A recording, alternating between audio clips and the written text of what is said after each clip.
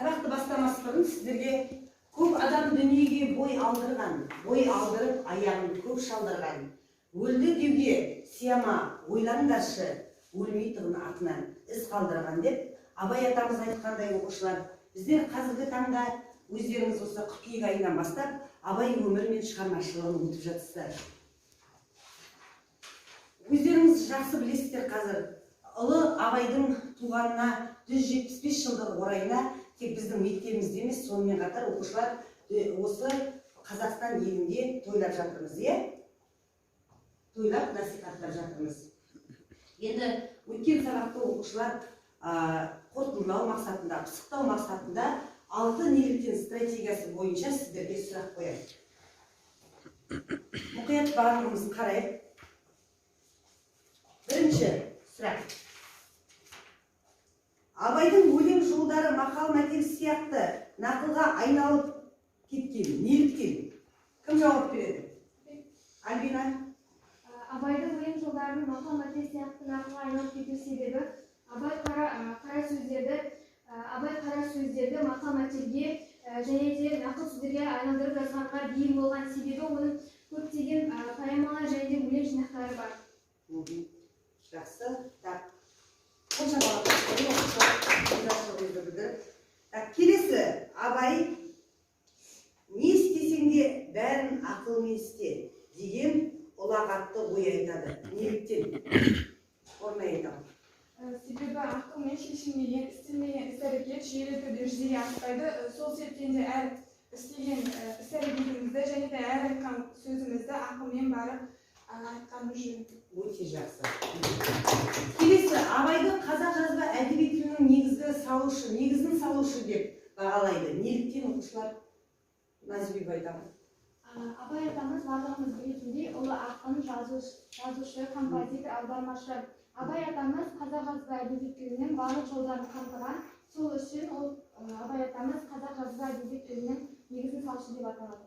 Жалпы оқушылар Абайды күйші деп те атауымызға болады, сазгер дейміз, себебі көптеген ән шығарған, сол әндеріне өзі сазгер болған екен. Жақсы. Абай бала тәрбиесіне қатты көңіл бөлген. Неліктен оқушылар? Барлықтарын жауап берейік оқушылар. Абай бала тәрбиесіне қатты көңіл бөлген. Неліктен? Себебі Абайдың өзі айтпақшы, адамның бір қызығы бала деген. Яғни баланы оқытуды жек көрмедім деген екен, Абай өзінің қара сөздерінде баланы оқытуды жек көрмедім деген шумақтарды айтады. Яғни ол өзінің бір әңгімесінде баланы мұғалімге беру дұрыс емес деп айтпаймын, дегенмен баланы өзімнен артық, ата-анадан артық ешкім танымайды. Сондықтан да баланың үй тәрбиесіне аса мән берген жөн деп айтады. Себебі Абайдың өзі үлкен тәрбиенің мәйегі, зере әжеден білім алған. Сондықтан да өзінің ұрпақтарын сондай керемет тәрбиемен өсіруді армандаған. Өте жақсы. Соңғы оқушылар Абай ғылым, білімді уағыздаған өлеңдер жазды дейді. Соның ішінде қандай өлеңдер жазды екен? Енді Абай бет бұрды ғой, болыстықты да тастады, өткен сабақта сіздерге айтылды. Осы білім, ғылымды іздеудің мақсатында болыс болып бір жылдары оны да тастады. Енді сол қандай мақсатта өлеңдер жазды екен? Абайдың ғылым, білім туралы өлеңдері ғылым таппай мақтанба, жасында ғылым бар деп. Ескермеді деген өлеңді жырдады, Ажыттар. Тағы да басқа өлеңдер жырды. Сосын Абай Құнанбаев өзі көптеген медреселерде білім алған. Сондықтан ғылым, білім туралы өлеңдер өте көп кездеседі. Сол үшін де ғылым, білім туралы өлеңдер көптеген кеңінен насихаттағанда, оны біздер қандай нелерден білуге болады оқушылар? Шығыс әдебиеті мен батыс әдебиетін көп зерттеді, соның ішінде салт дәстүрлерін кеңінен зерттеді. Жақсы оқушылар. 44 шумақтан құрылған. Басты кейіпкері Масғұт, оның тіршілік еткен шаһары Бағдат. Заманы Рашид халифтің қызы. Масғұт кейін кездескен адам ол Қыдырада. Масғұт бай да емес, кедей де емес, орташа тап өкілі. Бір күні Масғұт кәрі шалды ұрылардан аман алып қалады. Шал алғысын айтып, ерлігіне, өзін бір өлімнен аман алып қалғанына разы болады. Алғыс ретінде келесі күні айтқан жеріне келіп, кішігірім сыйлығын алуды өтініп сұрайды.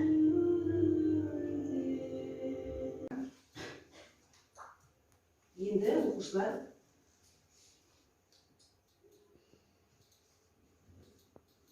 жаңағы тақырып бойынша бейнероликті көріңіздер, болжам жасаңыздар, қандай ой түйдіңіздер. Сұрақтарға жауап береміз енді. Жетелеуші сұрақтар оқушылар. Бірінші, поэманың бас кейіпкері кім? Ол қандай қасиетімен ерекшеленеді? Басқа да тағы. Жауап бермеген оқушылар. Алина.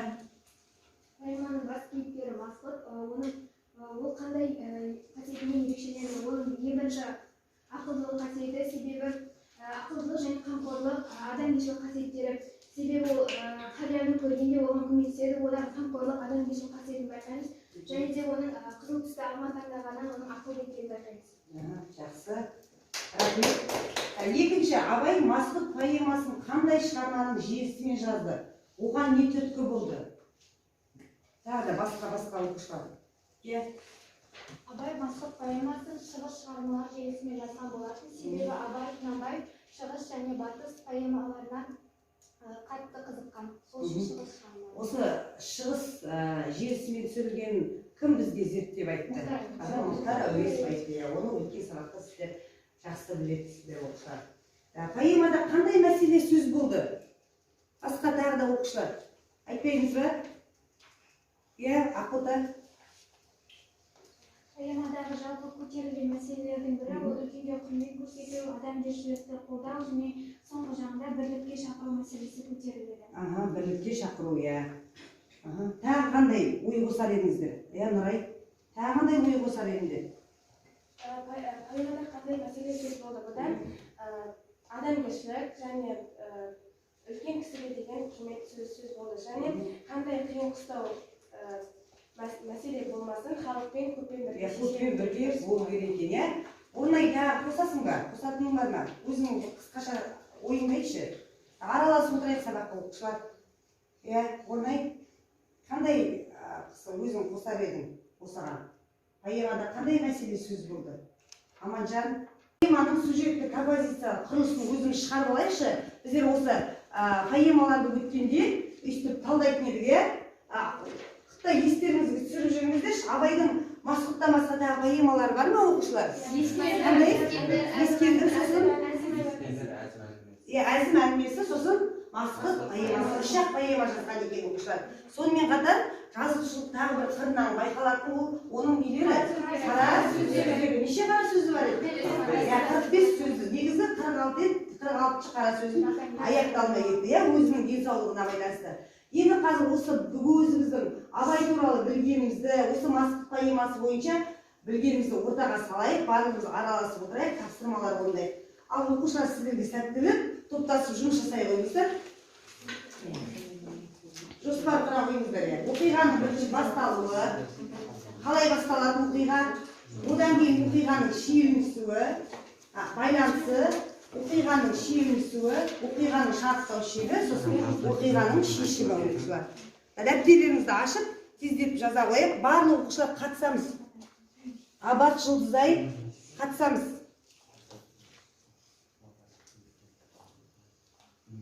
Қарақат.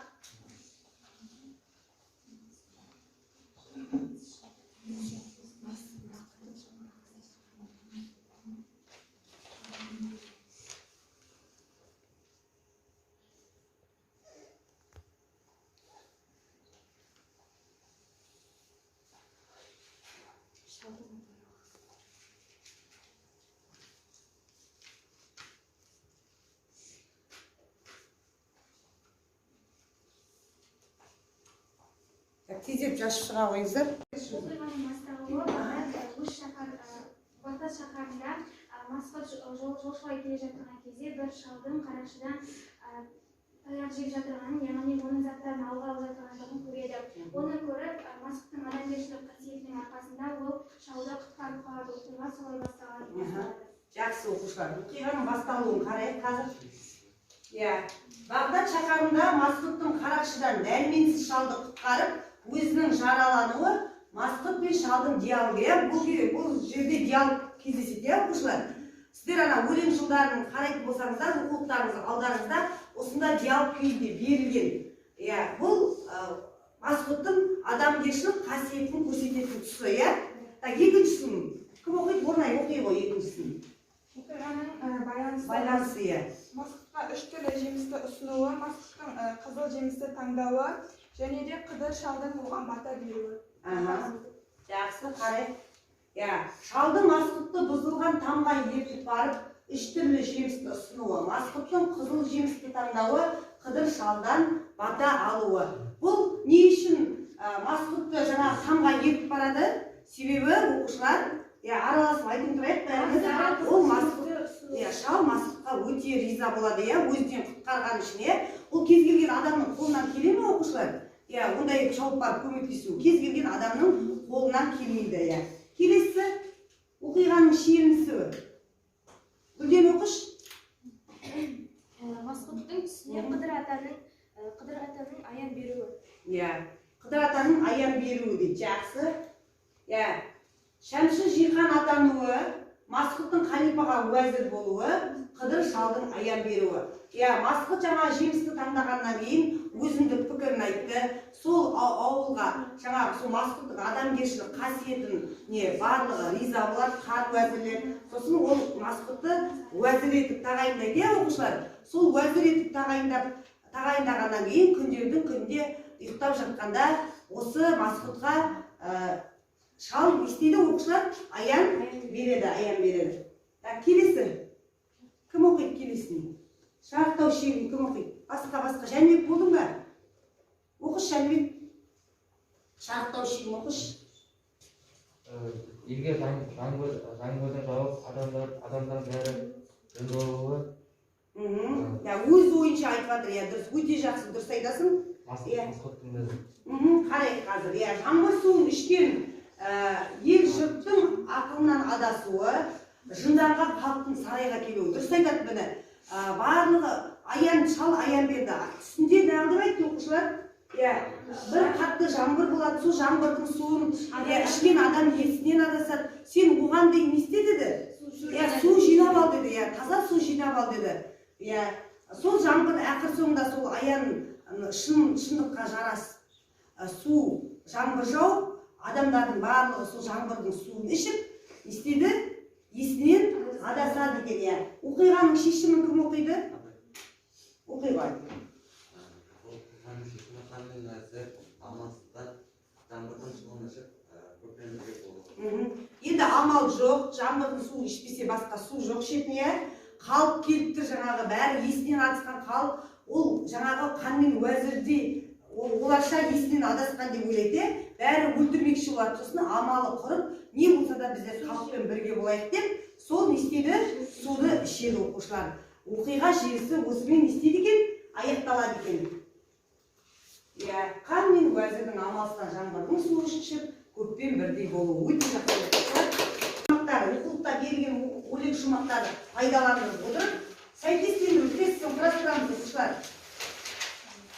Көппен жұмыс жасаймыз. Қатыспаған оқушылар атсалсамыз сабаққа естеміз. Орындауға тырысайықшы оқушылар.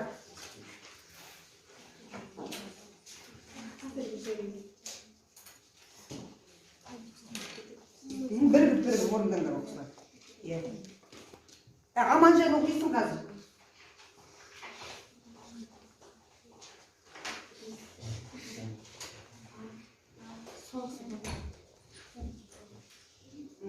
Тек сәйкестендіре қойсыздар оқушылар, естім.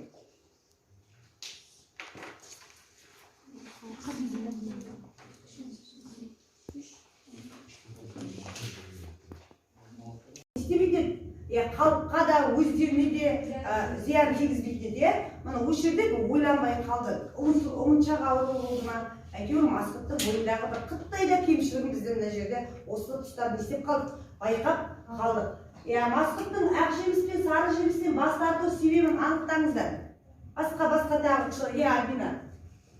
Себебі ақ жемісті таңдасам ақыл өзімде бар деді, және сары жемістен бас тарту себебі байлық халықтан асып бай болғым келмейді,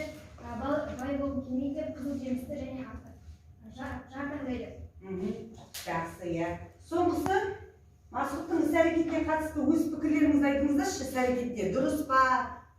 Масғұттың басқа тағы. Іс-әрекетке байланысты.